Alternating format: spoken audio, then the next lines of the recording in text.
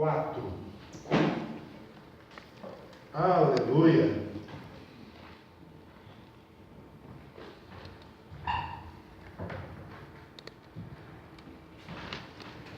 Imagem meio forte, né? Pessoas rumo ao precipício.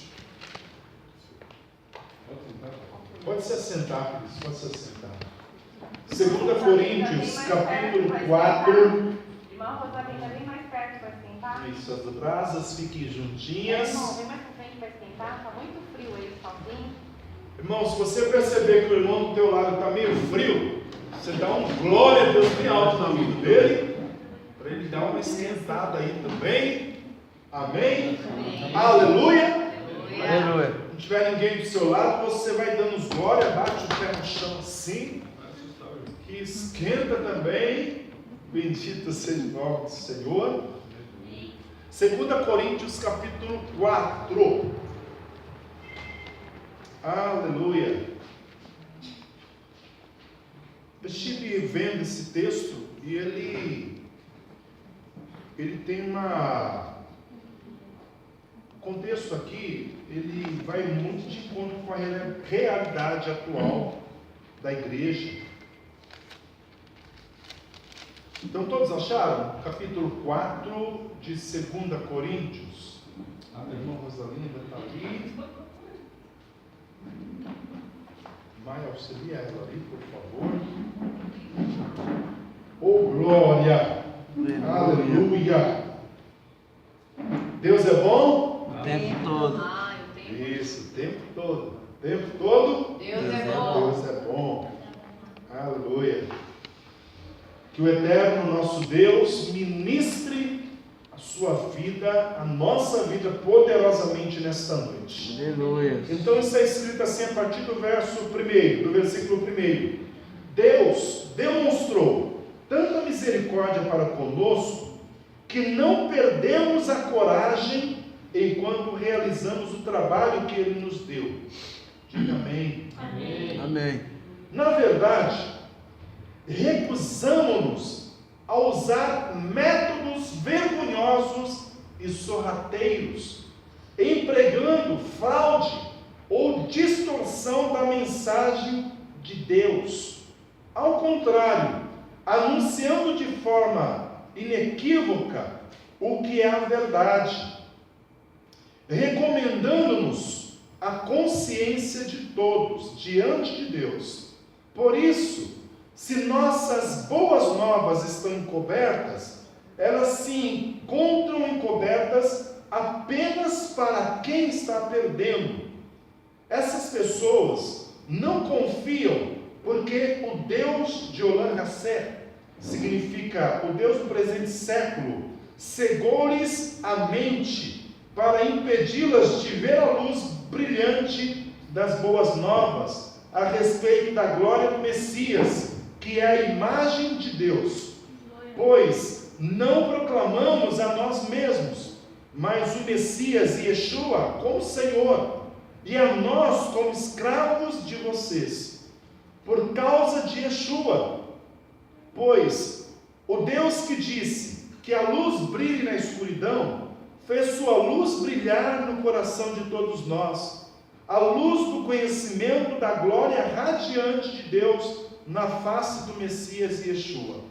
No entanto, possuímos esse tesouro em jarros de barro, para evidenciar a providência divina desse poder assoberbante. Ele não procede de nós. Passamos por todos os tipos de dificuldades, mas não somos esmagados. Estamos perplexos, mas não nos desesperamos. Somos perseguidos, mas não estamos abandonados. Nocauteados, mas não destruídos. Sempre carregamos em nosso corpo a morte de Yeshua, para que a vida dele também se manifeste no corpo de cada um de nós, pois nós, que estamos vivos, sempre somos entregues à morte por causa de Yeshua, para que também sua vida possa se manifestar em nosso corpo mortal. Portanto, a morte atua em nós, mas a vida em vocês. Amém?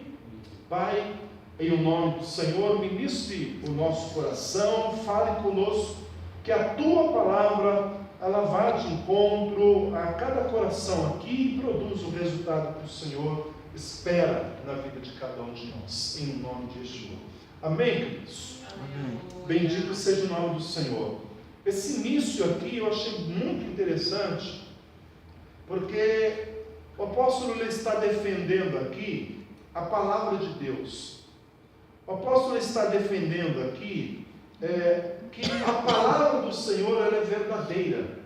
Amém? E deve ser anunciada de forma verdadeira.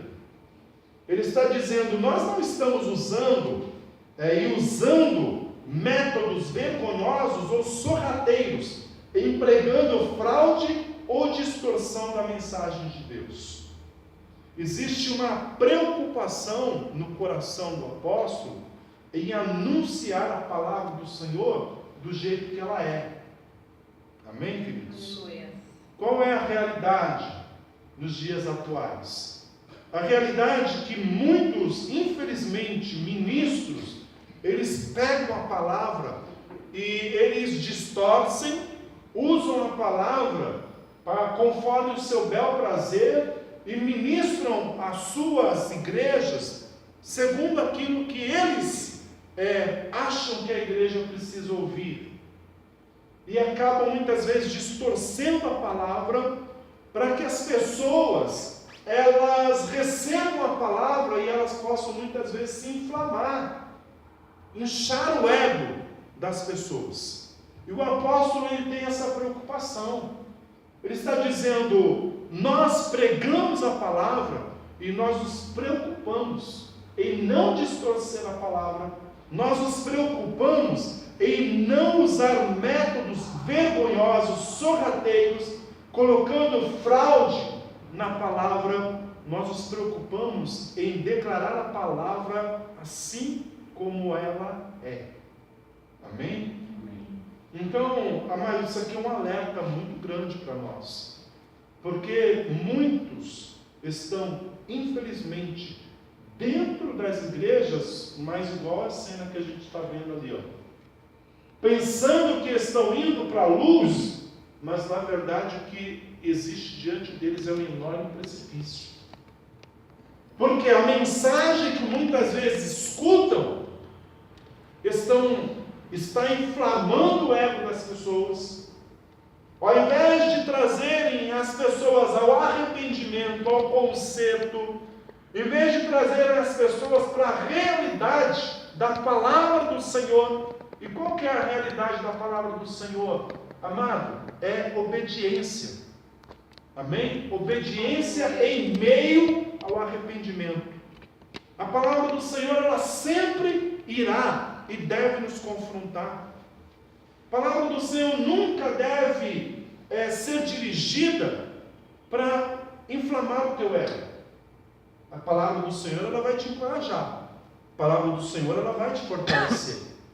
Mas a palavra do Senhor, ela sempre vai te mostrar, querido, que você precisa ser melhor diante de Deus. E para isso você precisa apresentar um coração diante do Senhor, sempre aquebrantado, reconhecendo as suas falhas, reconhecendo os seus erros, e pedindo ao Senhor misericórdia, pedindo ao Senhor, Pai, eu estou aqui nesta noite, ouvindo a Tua palavra, tem misericórdia da minha vida, Senhor. Eu sou errante, eu sou um pecador, eu careço dessa graça sobre mim. E Senhor, eu tomo posse dessa palavra, seja de exortação, de fortalecimento espiritual para a minha vida, mas eu sei o quanto que eu preciso me consertar diante de Ti. Então, a palavra do Senhor, o apóstolo Paulo ele está dizendo, irmãos, eu trago ela a vocês e de forma muito clara, de forma muito transparente, porque no verso 4, ele diz assim, essas pessoas que não confiam, porque o Deus de Olam Hazer que significa o Deus do presente século, Ele cegou-lhes as mentes, ou algumas versões diz, cegou-lhes o entendimento, para que não vejam a luz. O que isso quer dizer? O Deus desse presente século, uma vez eu ouvi um ministro dizer assim, que muitos estão dentro das igrejas, pensando estar servindo a Deus, mas na verdade estão servindo a Mamon. Isso é muito sério ouvir. Isso é muito sério. Saber que existem congregações, igrejas gigantescas pelo Brasil afora, e saber que muitas vezes, por causa do ensino, da mensagem que estão recebendo, pessoas estão sendo influenciadas, induzidas até mesmo, para cultuar a Mamon e não a Deus. Como isso pode, pastor? Por causa da mensagem distorcida que o apóstolo Paulo está se referindo aqui. Por causa da mensagem que muitas vezes é usada com métodos sorrateiros para trazer o povo e usar o povo como massa de manobra.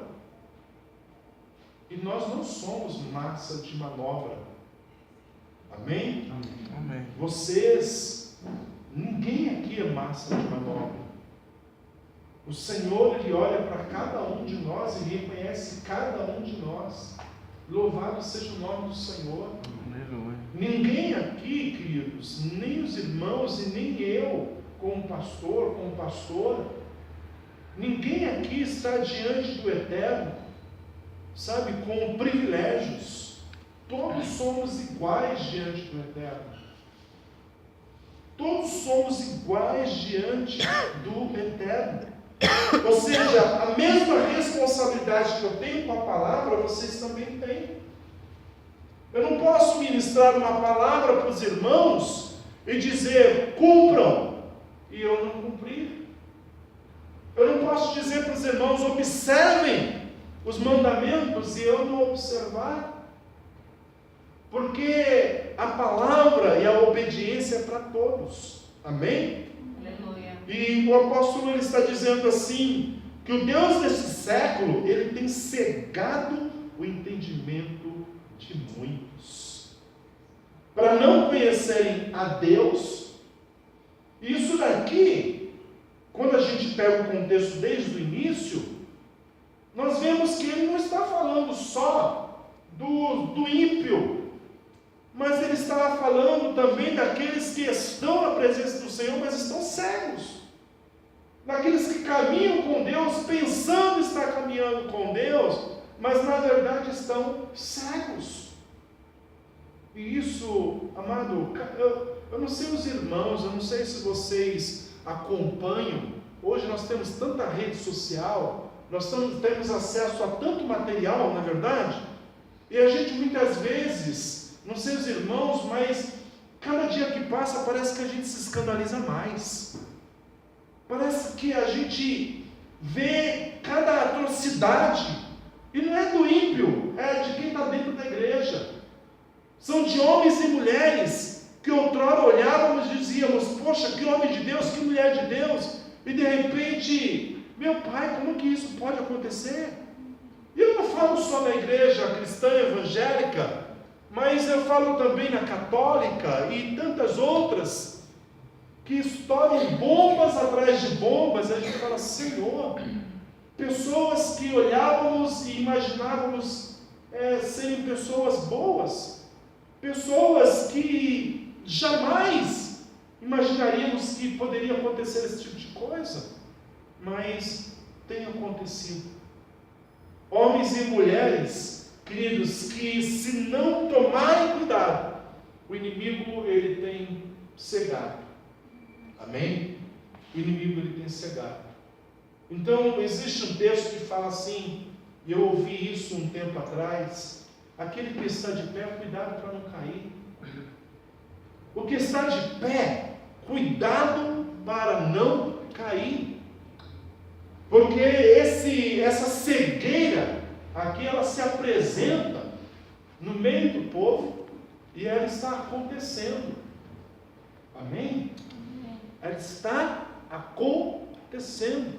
O Deus desse século tem cegado o entendimento de muitos. Então aquela pessoa que está caminhando com Deus, mas ela acaba se afastando, se esfriando, não atentando para a palavra do Senhor, muitas vezes o inimigo vai lá e começa a cegar essa pessoa, e a pessoa, sem perceber, ela começa a se desviar dos caminhos do Senhor. Não é assim que acontece? Uma pessoa, quando ela começa a perder a visão, tem pessoas que vão perdendo a visão de que forma? Gradativamente. A pastora, há um tempo atrás, conheceu, uma família que o marido, ele foi pouco a pouco perdendo a visão, perdendo, e a esposa acompanhou todo o processo. Aí chegou uma época que o esposo tinha que sair grudado no ombro dela assim, porque senão ele caía. E é terrível isso. Amém? É terrível. Agora, trazemos isso para a vida espiritual de uma pessoa. A pessoa está firme na presença de Deus, mas aí pouco a pouco ela vai sendo cegada, pouco a pouco ela vai desanimando, se enfraquecendo, se abatendo e deixando simplesmente de crer. E ela simplesmente deixa de acreditar na palavra do Senhor, nas promessas de Deus, e essa pessoa passa a andar como um cego, uma cega. Está na igreja, mas ela está caminhando como cego. E o Eterno, Ele não deseja isso para ninguém. Amém? Vamos andar um pouquinho mais dentro desse texto. O verso 5, ele diz assim: pois não proclamamos a nós mesmos, mas o Messias e Yeshua como Senhor, e a nós como escravos de vocês, por causa de Yeshua. Então nós não proclamamos a nós mesmos, mas o Messias e Yeshua como Senhor. E hoje, muitas vezes, as pessoas idolatram homens, não é verdade? Hoje acontece muito isso, principalmente em grandes templos. As pessoas vão, muitas vezes, a grandes templos, atrás, muitas vezes, do homem, pensando: este homem é o que o Senhor tem usado, este homem é o que o Senhor tem feito milagres através dele. Então não pode ser ninguém diferente, tem que ser aquele homem, aquela mulher. E com isso as pessoas acabam idolatrando pessoas e não colocam Yeshua como Senhor. E o apóstolo, ele está dizendo assim: não estamos proclamando a nós mesmos, mas o Messias. Irmão, nós estamos aqui anunciando a palavra do Senhor, manifestando milagres em nome do Senhor, mas nós não estamos pronunciando, proclamando a nós mesmos. Não estamos aqui como celebridades espirituais, gospel. Tanto que quando nós lemos as Escrituras, muitas vezes as pessoas vinham e se dobravam diante de Pedro, diante de Paulo, diante dos apóstolos, e eles diziam rapidamente: levanta, levanta, que eu sou homem igual a você. Para com isso, levanta, porque eu sou homem igual a você. E hoje, muitas vezes, queridos, se a gente observar, tem muito homem em cima do altar, e o povo vai, idolatra, e muitas vezes o povo vai, ajoelha, e ninguém tem essa atitude de dizer: levanta, que eu sou homem igual a você. Então, muitas vezes, o Deus deste século não tem cegado só o povo, mas o Deus desse século tem cegado também os sacerdotes. Amém? E aí, a palavra do Senhor diz que naquele grande dia, muitos vão chegar diante dele e falar o quê? Senhor, mas no teu nome nós curamos. Senhor, mas no teu nome eu expulsei demônios, eu libertei muitas pessoas. Aí o Senhor vai dizer o quê? Aparta-te de mim, arreda-te de mim, porque eu não conheço vocês. Mas Senhor, Nós operamos tantas coisas no teu nome. Não, no meu nome não. No Deus deste século, talvez. Mamon, talvez. Mas no meu nome não. Aleluia, bendito. Então, muitos, queridos, têm caminhado cegos, achando até mesmo estar caminhando com Deus, mas o Deus que domina esses corações é Mamon, muitas vezes, e não o Deus único, o Deus verdadeiro, o Deus de Israel. Aleluia! Aleluia. Nós precisamos cada dia mais proclamar ao Senhor. Ao Senhor. Nós precisamos colocar o Eterno todos os dias na nossa vida, primeiramente, como Senhor. Ele é Deus. Amém? Ele é Senhor na minha e na tua vida, amado. Aleluia. O Senhor, Ele pode te engrandecer. O Senhor, Ele pode fazer de você igual a Abraão, um grande homem. Você pode ser uma grande família, mas igual eu preguei no domingo aqui, quando ele foi chamado do luto para a alegria, o coração dele era um. Mas quando ele estava próspero, com o filho da promessa, feliz da vida, e Deus falou: agora eu vou te chamar da alegria para o luto, pega teu filho e vai sacrificar ele. E Abraão pegou e apresentou para Deus um coração igualzinho, obediente. Falou: amém, Senhor, eu vou lá, eu vou pegar o meu filho, eu vou sacrificar, é isso que o Senhor está pedindo. Então, queridos, nós temos que ter essa compreensão. Ele é Senhor na nossa vida. Ele é Senhor. Aleluia. Eu fico imaginando se esses discípulos, nos tempos atuais, será que teriam jatos? Teriam aí carros blindados? Seguranças? Será que esses discípulos que nós temos aqui nas Escrituras, nos tempos de hoje, eles andariam como verdadeiros reis? É uma pergunta que fica no ar.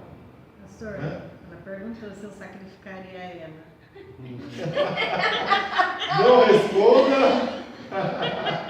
Não responda, porque ela pode se assustar. Ela disse que, como ela conhece a palavra hoje, ela sacrificaria. Por isso que ela está rindo. Queridos. Imagine Abraão, né? É fé. Abraão. Mas o interessante de Abraão é quando a gente pega Hebreus. Por que Abraão, o coração dele permaneceu o mesmo até na hora de sacrificar o filho? Porque Hebreus ele vai falar que Abraão, a fé dele era tamanha que ele acreditava que Deus era poderoso para ressuscitar o filho dele. Aleluia. Então ele acreditava: se eu sacrificar o meu filho, matar o meu filho, porque Deus está me pedindo, eu acredito que Deus pode ressuscitar ele. E por causa disso, isso lhe foi imputado como justiça, como fé. Ele até hoje, em Israel, ele é conhecido como o pai da fé, o patriarca da fé. Então, quando o povo do Senhor tem que se inspirar, se inspiram em Abraão, em Moisés, se inspiram no rei Davi, porque Davi, o homem que mesmo falhando tanto, foi o melhor rei de Israel e o rei segundo o coração de Deus. Então eles podem olhar para todas essas referências e falar: Deus é maravilhoso. Deus foi maravilhoso na vida desses homens, e todos esses homens são referenciais para nós. Então, queridos, precisamos colocar cada dia mais o Senhor, amém? Como Senhor na nossa vida. Amém? Amém? Como Senhor. Ele não é só Deus. Às vezes nós confundimos um pouco. Colocamos Ele como Deus, mas não colocamos Ele como Senhor. Como assim, pastor? Qual que é a diferença? Colocamos Ele como Deus, porque nós sabemos que Deus é Pai, e Deus ele pode operar milagres. Deus é o meu socorro bem presente no momento da angústia, da tribulação. Quando eu preciso de Deus, eu recorro a Ele e Ele me socorre. Amém? Glória a Deus por isso. Só que não devemos esquecer nunca que Ele também é Senhor. Ele também é Senhor. E sendo Senhor, Ele precisa ter o controle da nossa vida. Só que para isso, eu tenho que reconhecê-lo como Senhor. Eu posso tê-lo como Deus, mas de repente não tenho como Senhor. Por quê? Porque quando é para fazer as coisas, tomar as rédeas da minha vida, aí tomo eu. Aí faço eu. Quando o Eterno quer me corrigir em algumas coisas, aí não funciona muito. Aí não. Então aí é a questão de se permitir colocar Ele exatamente como Senhor. Porque como Senhor Ele vai nos corrigir, vai puxar a nossa orelha, vai falar, não faça isso. E eu, obediente, eu falo, então não vou fazer mesmo. Senhor, mas eu quero tanto. E Deus só fala, não faça. Vai doer um pouquinho, mas não vou fazer, porque Deus está falando para não fazer. Então isso é colocar Ele como Senhor. Amém? Amém. Aleluia. Deus não quer ser só o nosso Deus. Ele quer que nós o reconheçamos como Senhor também. Aleluia. Glórias ao Senhor. Então o apóstolo está dizendo, nós nos preocupamos em anunciar a palavra, não nos proclamamos a nós mesmos, mas ao Messias e Yeshua como Senhor e a nós como escravos de vocês. E aí, querido, que é o grande calo, né, quando dói, servir ao próximo. Servir ao próximo. A igreja que caminha com esse Deus que tem cegado o entendimento das pessoas, essas pessoas, elas não querem, elas são inflamadas no seu ego para viver o melhor para a sua vida, para a sua família e não para o próximo. Essas pessoas, elas crescem, elas multiplicam, elas crescem abundantemente, mas para elas mesmas. E o apóstolo Paulo está dizendo, nós temos uma preocupação com a palavra, não nos proclamamos a nós mesmos, e o Senhor Yeshua como Senhor, e nós somos escravos de vocês. A minha vida é para servir a tua. Amém? Aleluia. A minha vida é para servir a tua. E nós precisamos desse contato. Nós precisamos dessa realidade dentro das igrejas, queridos. Nós não podemos, amados, vir a cultos como esse, e muitas vezes, isso nós já falamos outras vezes, não existe um relacionamento entre irmãos. A gente precisa romper muito ainda com isso. A gente precisa. Já tivemos momentos muito bons dentro da igreja. Momentos lá atrás, como da célula, né? Lembram? Sim. Né? Que existia uma ligação. Momentos de unidade mais forte dentro da igreja. Aí passam os vendavais, os desertos. Aí parece que cada um vai para o seu próprio deserto. Aí deserto é lugar de luta, você e Deus. Mas não, o deserto não estava ali 1, 2, 3 pessoas sozinhas. O deserto estava ali milhões de pessoas. Amém? Então deserto não é lugar de ficar sozinho. Você pode ter um deserto particular na tua vida, mas você nunca pode encarar esse deserto sozinho. Você tem um corpo de Cristo, do Messias, andando junto com você. E você pode recorrer e deve recorrer aos seus irmãos. Amém, queridos? Amém. Para passar esse deserto, um segurando na mão do outro, e vamos à frente, passar por esse deserto, vencer esse deserto, essa batalha. Aleluia. Então o apóstolo está dizendo, nós somos escravos de vocês. Nós somos escravos de vocês, precisamos nos relacionar, vocês precisam recorrer a nós também, porque nós estamos à disposição. No verso 7, vamos adiantar para a gente concluir. No entanto, possuímos esse tesouro em jarros de barro, para evidenciar a providência divina desse poder assoberbante. Ele não procede de nós. Olha só que tremendo isso, queridos. Fala comigo assim: Deus deseja muito Deus deseja me usar como um canal de bênção, canal de bênção poderoso nas mãos dele. nas mãos dele. Aí fala assim: e toda a glória E toda a glória é dele. é dele. Amém? Amém. Deus quer te usar para você orar pelas pessoas. Deus quer te usar para que através da tua oração pessoas sejam salvas, curadas, libertas, restauradas. Deus quer te usar, amado, para grandes obras, projetos. O apóstolo Paulo está dizendo assim: olha, nós possuímos esse tesouro em jarros de barro. Ou seja, o poder de Deus está em nossas vidas. Nós somos como jarros de barro, para evidenciar a providência, o poder divino, esse poder de Deus. Esse poder, ele não procede de nós. Ou seja, nós somos tão somente instrumentos nas mãos de Deus. E nós estamos aqui para servir vocês. Aleluia! Glória ao teu nome, Senhor. A igreja, nós precisamos nos mover cada dia mais, queridos, como um corpo que precisa um do outro.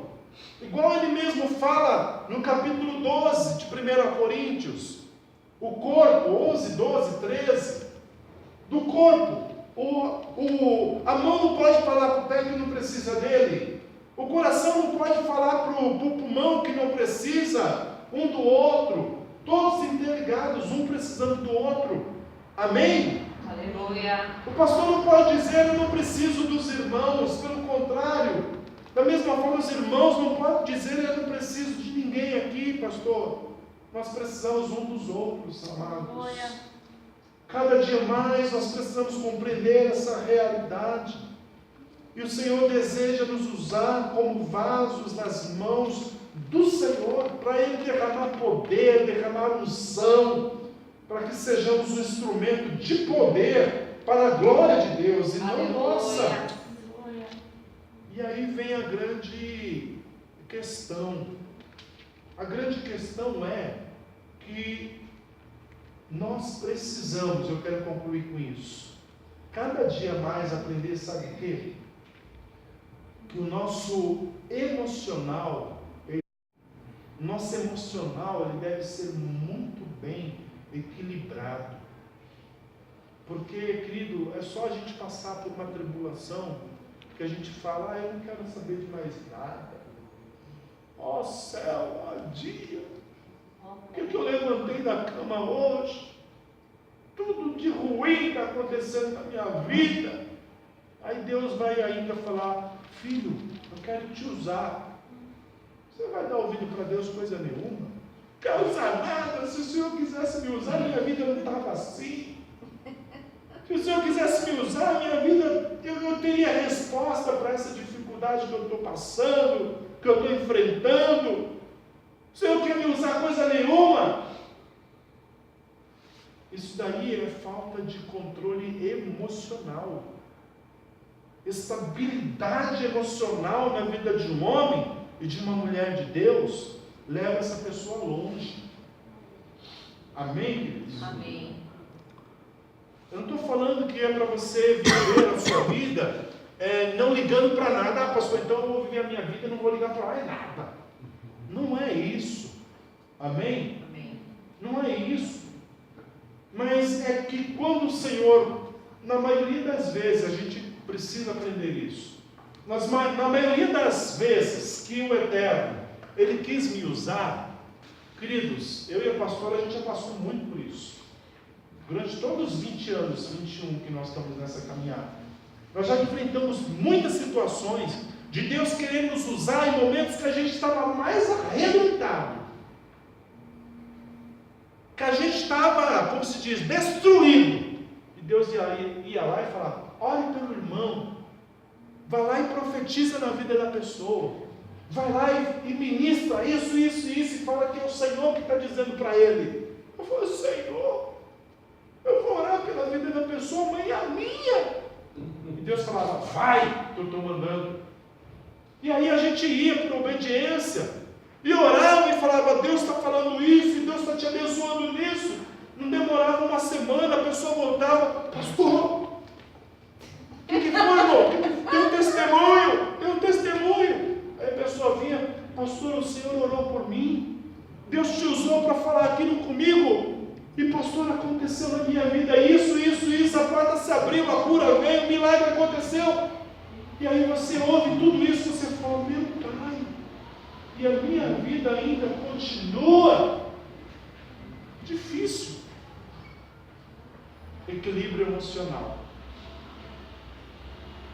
Equilíbrio emocional. Se nós não tivermos isso muito bem trabalhado, amado, levita não sobe para louvar, músico, levita não sobe para tocar, pastor não tem força para pregar, os irmãos não têm coragem e força para vir cultuar, as pessoas, elas vão ficar em casa. Por quê? Porque o emocional está abalado. E o texto, para nós concluirmos, o verso 8 em diante, ele fala assim: passamos por todos os tipos de dificuldades, mas não somos esmagados. Olha só que bênção, como diz o nosso irmãozinho, olha que bênção. Aleluia, está lá na Bahia. Vamos todos mundo, eu leio e os irmãos repetem. Vamos declarar isso? Aleluia. Passamos por todos os tipos de dificuldades. Passamos por todos os tipos de dificuldades. Aí você vai dizer bem forte: mas não somos esmagados. Mas não somos esmagados. Estamos perplexos. Estamos perplexos. Mas não nos desesperamos. Mas não nos desesperamos. Somos perseguidos. Somos perseguidos. Mas não estamos abandonados. Mas não estamos abandonados. Nocauteados. Nocauteados. Mas não destruídos. Mas não destruídos. Amém? Amém. Glória a Deus. Às vezes é Glórias ao assim. teu nome, Senhor. Às vezes é assim. Aleluia. Parece que você levou aquela surra, mas você tem que levantar, sacudir a poeira e, como diz, dar a volta por cima. Você pode ter tido o pior dia da sua vida. Aí é o dia que você tem que cultuar. É o dia que você tem que se levantar e falar: hoje eu vou entregar o meu melhor para Deus. Hoje eu vou cultuar. Olha, mas o culto hoje, se Satanás aparecer, eu vou dar uma rasteira, eu vou pisar em cima dele e eu vou adorar ao Senhor, eu vou entregar o meu melhor para Deus. Aleluia. Glórias ao teu nome, Senhor. Aleluia. E o segredo, muitas vezes, está onde? Na oração. Amém? Amém. Eu já compartilhei isso com os irmãos. Muitas vezes nós chegávamos na igreja destruídos mesmo.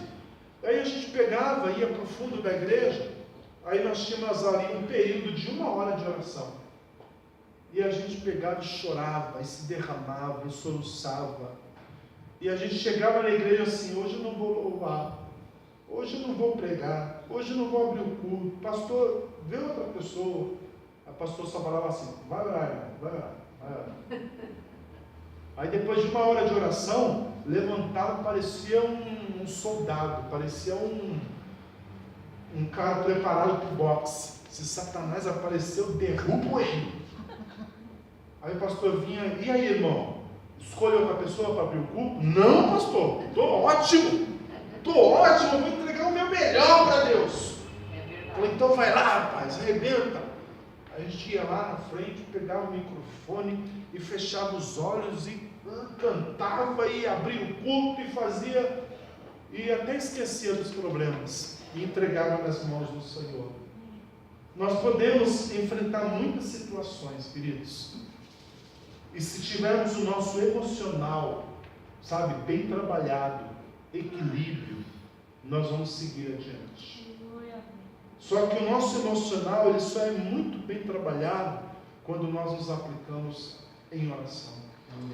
Quando a gente compreende que Ele é Deus na nossa vida, que Ele é Senhor na nossa vida.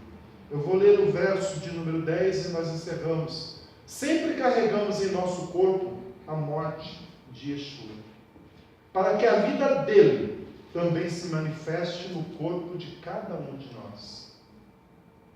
Vamos compreender que Cristo morreu por nós e que em Cristo, no Messias, nós também precisamos aprender que todos os dias somos entregues à morte.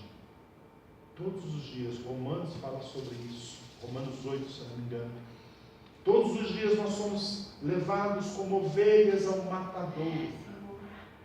Nós precisamos compreender. Sempre carregamos em nosso corpo a morte de Yeshua, para que a vida dele também se manifeste no corpo de cada um de nós. E qual é a vida de Yeshua? Será que Yeshua ele se abalava? Ele se abatia por qualquer situação? Yeshua ele tinha o emocional dele muito bem equilibrado. Yeshua ele sabia dar resposta dura quando se fazia necessário, mas ele sabia também ser brando. Ele sabia ser exatamente calmo em momentos de muita tensão. Em momentos de extrema necessidade, muitas vezes de reagir, ele demonstrava calma. E aí as coisas simplesmente aconteciam da forma que era melhor. Então, quando temos o nosso emocional em equilíbrio, nós conseguiremos viver a vida de Cristo. Aleluia. Amém? Vamos colocar de pé, nós já vamos orar. Deu o nosso horário. Bendito seja o nome do Senhor.